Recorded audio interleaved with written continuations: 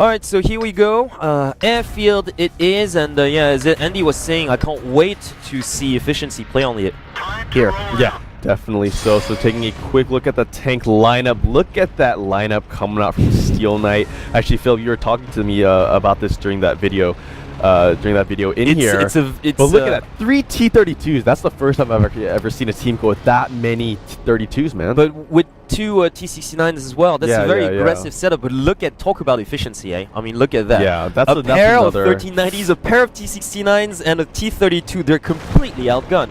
Just very differing lineups coming out from both these teams, and it looks like their strategies going into this are going to be very different as well. On your map, mini map, you can see team efficiency actually going for that northern pass. They want to use that mobility of those 1390s. Oh, but he's got to get out of dodge here. Tanaka almost getting like blown to bits. He managed to dodge like 2 shots, but really by a hair's breadth. It was so close. Yeah. He could have gotten like more than half of his life away. Easily, and especially since he's in a light tank as well. Exactly. I mean, only in a 1390, so I'm not quite sure about efficiency strategy here because they're completely outgunned.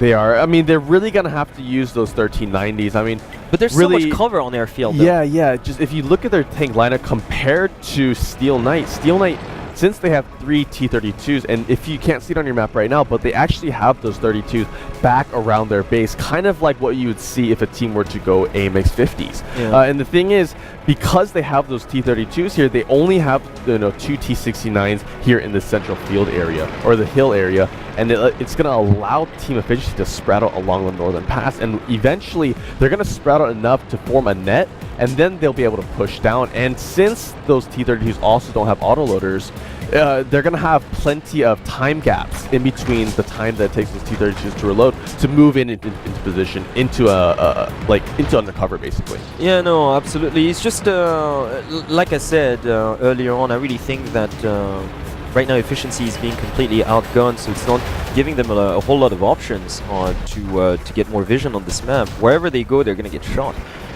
So, I mean, right now, like you said, on the observer, actually a first T1 going down, that's courtesy of comics, we just saw that on screen.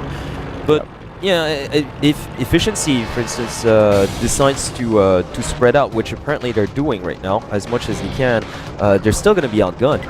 Yeah, definitely so. I mean, if they want to win this... If I were Still Not, I'd just like charge in, because there's no way I can lose this. Yeah. There is no way. If I go through the northern pass, I've got cover.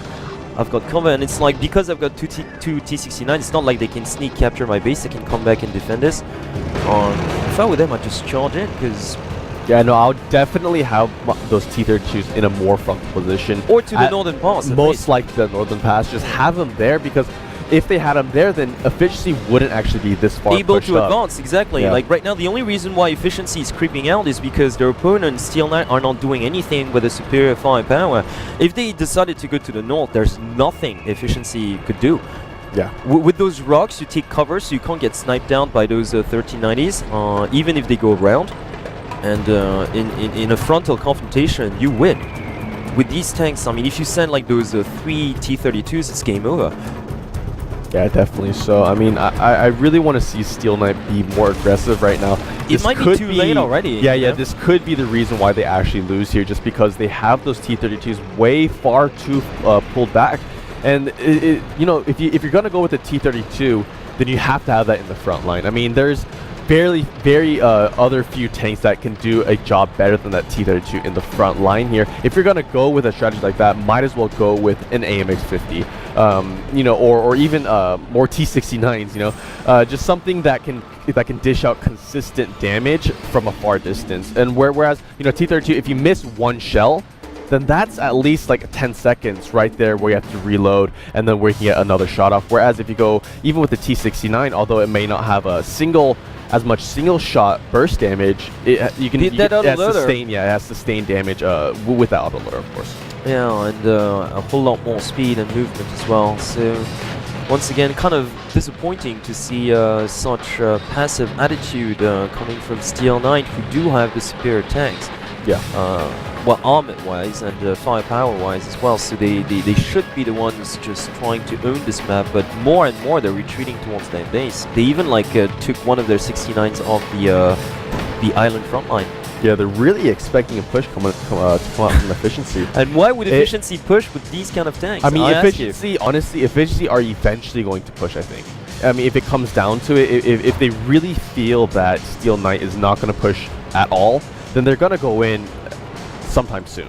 Sometime before this set finishes. Oh, and Tank taking a lot of damage here. Oh boy. Deidris as well, just taking damage. Oh, look at that. Pretty huge Even shot more as well. Yes. Wow, he's taken down to about 500 health right now, so he has to be careful. Botek is also there to back him up, and Botek takes some damage. Yeah, takes some damage. So they're sending, I think they decided to send the T-32 up there, but Mega Joel alone is not going to do it.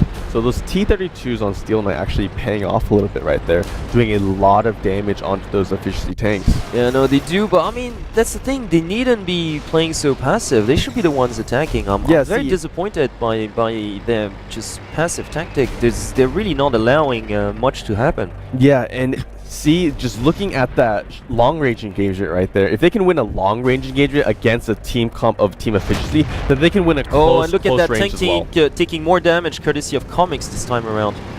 Comics in a 1390, but they managed to land a brilliant shot onto Tank. Oh, that was a lot of damage taken out.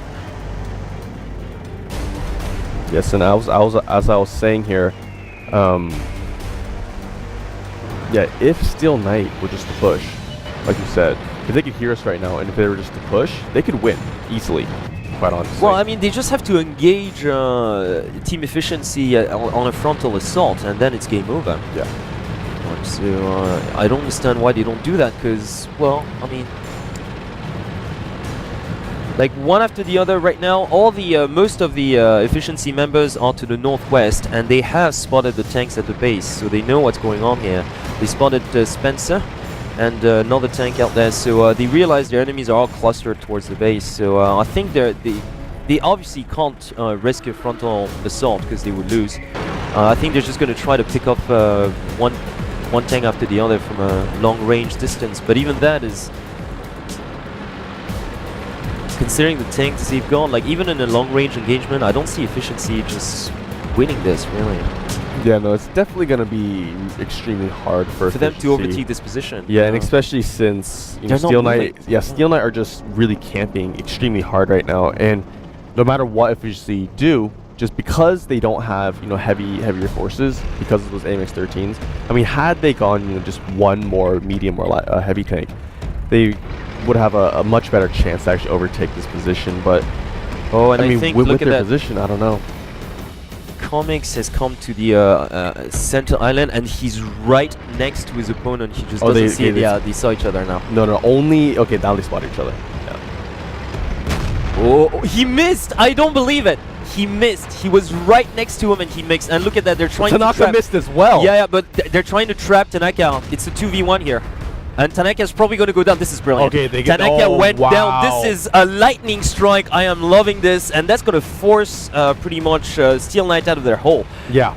No, I love that move. That was a lightning strike, really, commando style. I mean, they did suffer quite a bit of damage, but still, now all they got to do is just run away. Oh, and look at this. The push is going to come out from Steel Knight right now. It's a minute 30, though. It's a minute 30, and all they got to do is just run away. Hit and run, hit and run, hit and run, because they've got the faster tanks by far.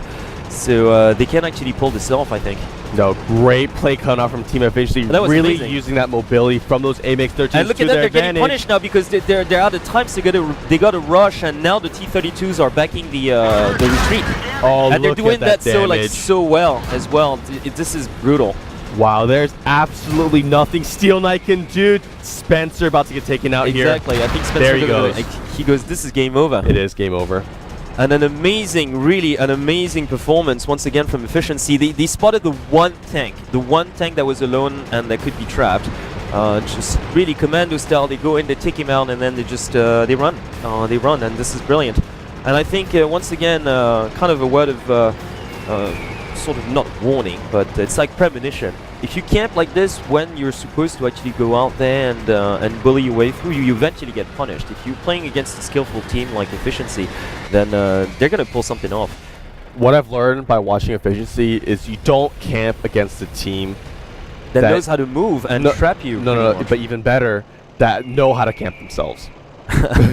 Yeah, no, so And Efficiency have learned the hard way as well, and they have really shown us that they can pull off these aggressive strategies with no questions asked.